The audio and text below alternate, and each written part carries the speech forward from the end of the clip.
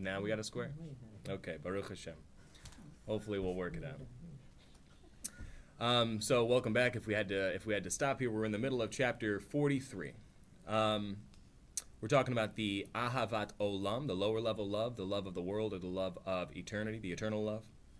And this is acquired by meditating about God and godliness, God's greatness. You think about how great God is, and God gives all the good stuff, so I'm going to do for God so I get good stuff. This is the lower level of love, an entry level of love, so to speak. Let's see. So when a person thinks about this, meditates about this, his soul will be divested of its garments, i.e. it will not clothe itself in anything of pleasure or enjoyment, whether physical or spiritual, to love it, and it will not desire anything whatsoever in the world other than God alone, who is a source of vitality in all enjoyments. God is a source of all pleasure, for they are nullified in reality and are accounted as nothing at all compared to him, there being no manner of comparison or similitude between them, chas v'sholom, God forbid, just as there is no comparison between that which is absolutely nothing at all and everlasting life, right? You realize that God is a source of all pleasure, and though my coffee gives me great pleasure, it's transient, the cup's already empty, right? Whereas God is eternal, it's always, always. So this is a much better thing to engage my focus in, and as such, my soul, my godly soul, is going to say, I'm okay, thanks. I'm going to say, I'll pass up on the coffee, I want more God, right? Because God is forever. It lasts, it's a much better pleasure.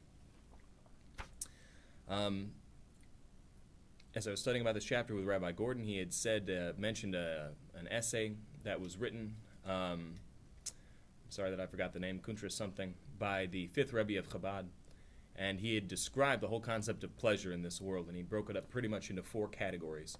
He said that there's the lowest level of pleasure in this world. The lowest level of pleasure is bodily pleasures. So the idea of food, right? Food and drink is good. I believe the way Rabbi Gordon described it is a good steak and potatoes, right? And a nice cup of wine. And if you don't, and there's nothing wrong with that. I mean, that's a good, but, amazing pleasure.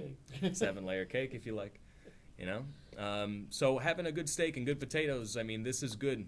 Obviously, it's good. But that's not all there is, right? A higher level pleasure, a more refined level of pleasure is the love or the pleasure that one receives when he enjoys listening to music. It's a higher, different level of pleasure. It's more intellectual, it's more inner, it's more spiritual. And there are some people who would say, would you like to go out for a nice steak and potatoes dinner and a nice glass of wine, or would you like to go to this symphony, this concert, this whatever? And they'll say, I'll go to the concert, we'll eat later, right? Because they're more attracted to the higher level pleasure in that sense. A higher level still is an intellectual pleasure. The person's given an idea or an option, a steak and potatoes and a nice cup of wine, or a beautiful concert or a symphony, or there's this brilliant lecture that's coming into town, right? You're going to have this brilliant Oxford Mulcahy's from Yale, and he comes in and he says, this beautiful lecture on the quantum physics and the structure of matter and antimatter, and this is so fantastic. I'll forget the concert, I'll forget the steak and potatoes. I'm going to listen to this guy because it's a higher level of pleasure, and that's what I'm into, right? And the fourth and highest level of pleasure is godly pleasure. When this is exactly what the Alter Rebbe is bringing down here, the concept that, okay, all the wisdom in the world is great, but if it's not equaling up to something eternal, then why do I care about it at all? Why am I going to waste my time and energy and effort on a steak of potatoes that's going to end up in the latrine in a couple hours, or on music, which is nice but pointless in and of itself, or a lecture which is interesting and fascinating, but still by itself I can't really manipulate quantum physics. So God and godliness, this is something that lasts forever. It's eternal for me. It's eternal for my environment and for the entire world as a whole, because I'm engaging in godliness, and this makes the world a better place, right? Making straight in the desert a highway for God. So these are the 4 levels of pleasure that was brought down by the 5th Rebbe of Chabad, as Rabbi Gordon had mentioned when I was studying today. I thought it was worth mentioning here. So the lower love, you recognize that I like pleasure, and God gives us the master of pleasure. So I'm going to do what God wants. I'm going to get the good pleasure, right? And it can get to such an extent that my pleasure is just focused and based on Him, and it's not necessarily based on the steak and potatoes, and sometimes you forget to eat. Like Rabbi Hillel, a blessed memory, right? Hillel had said he was studying for hours and hours in the yeshiva with all the yeshiva bachurim, and he had said, I have to go and do a mitzvah for a poor and lowly, despicable soul. And they said, well, let's help. We were ready to do a mitzvah with you, Rabbi. What could we do? He's like, it's my body. I need to feed my body, otherwise I'm going to die. So you can forget to eat. as it's written, and whom do I have in heaven besides you? And when I'm with you, I desire nothing on earth. My flesh and my heart yearn, the rock of my heart. These are verses, Psalm 73. Right, Psalm 73. Verses And 25 through 20. Well, it says 26, but 26. actually you can take it right. You could go even 28. further, sure. Yeah. Very good. And this will be explained later. So, also one whose soul's quality of love is not clothed at all in any physical or spiritual enjoyment, he still is able to kindle his soul as with burning coals and an intense fire, and a flame that strives heavenward, upward, through the contemplation referred to above, and as will be enlarged upon later.